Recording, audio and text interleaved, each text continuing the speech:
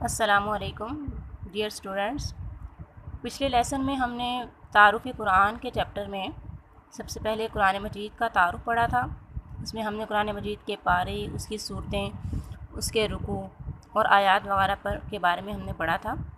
آج تعارف قرآن کے چیپٹر میں ہم وحی کے بارے میں پڑھیں گے کہ وحی کیا ہے اور اس کی اقسام کون کون سی ہیں۔ تو سب سے پہلے ہم وحی کا لغوی مفہوم پڑھتے ہیں کہ وحی کا لغوی مطلب کیا ہوتا ہے۔ وحی کا لغوی مطلب ہے خفیہ اور لطیف اشارہ کرنا، دل میں کوئی بات ڈالنا، خفیہ طریقے سے بات کرنا یا پیغام پہنچانا۔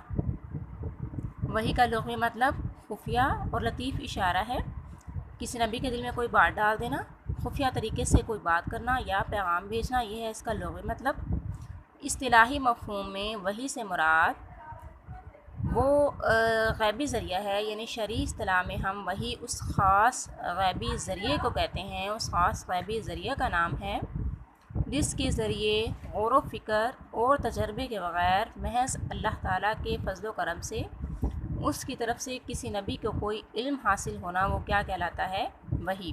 یہ ہے وحی کی اصطلاحی تعریف کہ وحی اس خاص غیبی ذریعے کا نام ہے جس کے ذریعے غور و فکر اور تجربے کے بغیر، یعنی کسی شخص کے غور و فکر کیے بغیر اور تجربے کے بغیر، کوشش کے بغیر، محض اللہ تعالیٰ کی طرف سے اس کے فضل و کرم سے کسی نبی کو جو علم حاصل ہوتا ہے اس کو ہم وحی کہتے ہیں۔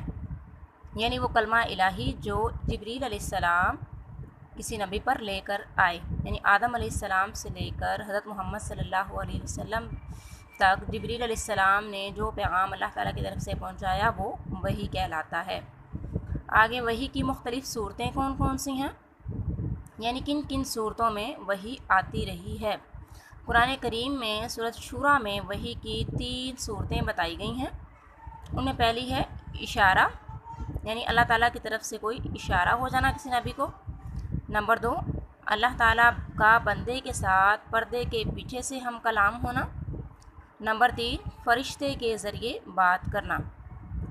اشارہ کرنا اللہ تعالیٰ کا، یا بندے کے ساتھ پردے کے پیچھے سے ہم کلام ہونا، جیسے موسیٰ علیہ السلام کے ساتھ اللہ تعالیٰ پردے کے پیچھے سے ہم کلام ہوتے تھے۔ اور تیسری صورت ہے وحی کی جو قرآن مجید میں بیان کی گئی ہے، وہ فرشتے کے ذریعے بات کرنا، جیسے جبریل علیہ السلام کے ذریعے۔ کچھ صورتیں وحی کی احادیث میں بھی بیان ہوئی ہیں۔ احادیث کی روح سے وحی کی 5 صورتیں ہیں۔ نمبر 1، گھنٹی کی طرح آواز، یعنی جسے سلسلۃ الجرس کہا جاتا ہے، اور یہ وحی کی بڑی بھاری صورت ہوتی تھی۔ اس میں آپ صلی اللہ علیہ وسلم پر بہت بوجھ ہوتا تھا، یہاں تک کہ آپ صلی اللہ علیہ وسلم کسی اونٹ پر سوار ہوتے تھے تو وہ بھی بوجھ سے دبنے لگتا تھا۔ نمبر 2 ہے مفہوم کا دل میں ڈالنا، یعنی الہام۔ اس صورت میں اللہ تعالیٰ کی طرف سے الفاظ نازل نہیں ہوتے تھے بلکہ ایک واضح خیال دل میں اتر آتا تھا، جیسے کہ احادیث میں آتا ہے، جس کا مفہوم یہ ہے کہ آپ صلی اللہ علیہ وسلم نے فرمایا فلاں بات میرے دل میں ڈال دی گئی ہے یا مجھے یہ بتایا گیا ہے۔ تیسری قسم ہے اس کی رؤیائے صادقہ۔ رؤیائے صادقہ کا مطلب ہے سچے خواب، جیسے کہ وحی آپ صلی اللہ علیہ وسلم پر وحی کا آغاز سچے خوابوں سے ہوا، یعنی باقاعدہ وحی آنے سے پہلے آپ صلی اللہ علیہ وسلم خواب دیکھتے اور وہی خواب دن میں سچ ہو جایا کرتا تھا، انہیں ہم رؤیائے صادقہ کہتے ہیں۔ نمبر 4 ہے احادیث کی روح سے وحی کی جو صورت ہے وہ ہے فرشتے کا انسانی شکل میں آنا، جیسے کہ جبریل علیہ السلام کئی مرتبہ آپ صلی اللہ علیہ وسلم کے پاس انسانی شکل میں بھی آئے، اور مشہور ہے کہ جبریل علیہ السلام جب انسانی شکل میں آتے تھے تو وہ صحابی حضرت دحیہ کلبی رضی اللہ تعالیٰ عنہ کی شکل میں آیا کرتے تھے۔ 5ویں جو صورت ہے وحی کی وہ ہے براہ راست گفتگو۔ براہ راست گفتگو کی مثال یہ ہے جیسے کہ موسیٰ علیہ السلام سے اللہ تعالیٰ نے کوہ طور پر براہ راست گفتگو کی، یا حضور صلی اللہ علیہ وسلم سے اللہ تعالیٰ نے معراج شریف کے موقع پر براہ راست کلام کیا۔ 6ٹھی جو قسم ہے وحی کی ہے وہ ہے نفس پر روح۔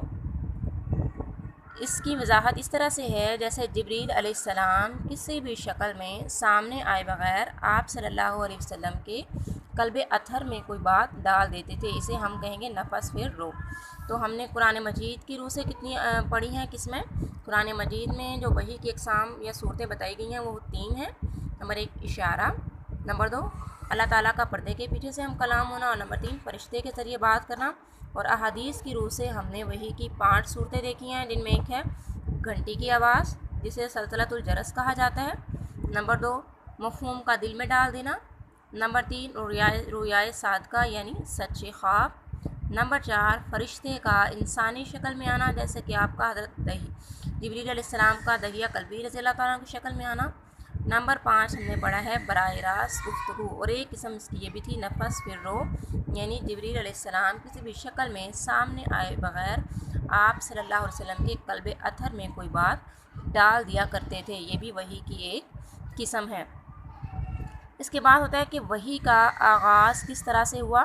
یہ سارا واقعہ آپ نے پڑھا ہوا ہے، میں آپ کو ریپیٹ کر دیتی ہوں کہ وحی کا آغاز کس طرح سے ہوا کہ آپ صلی اللہ علیہ وسلم کی عمر جب 40 برس ہوئی تو آپ صلی اللہ علیہ وسلم غار حرا میں عبادت کے لیے اکثر جایا کرتے تھے اور بہت وقت جو ہے وہاں پر گزارا کرتے تھے۔ وہیں جب ایک دن جیسے جو تاریخ ہے رمضان المبارک کی 17 تاریخ کو جب آپ صلی اللہ علیہ وسلم غار حرا میں مصروف عبادت تھے تو جبریل علیہ السلام اللہ تعالیٰ کی طرف سے آئے اور آپ کو اقرا کہا، جواب میں آپ نے کہا ما انا بقاری، تو انہوں نے آپ کو بھینچ کر گلے سے لگایا، پھر دوبارہ یہ کہا، اس طرح 3 دفعہ یہ الفاظ دہرائے اور اس کے بعد سورۃ العلق کی 5 ابتدائی آیات تلاوت کی، اور اس طرح آپ پر پہلی وحی کے نزول کا آغاز ہوا۔ اس طرح وحی کی باقی جو قسمیں ہیں یا وحی کے باقی نزول کے واقعے کے بعد کے جو واقعات ہیں وہ انشاءاللہ ہم آئندہ لیسن میں پڑھیں گے۔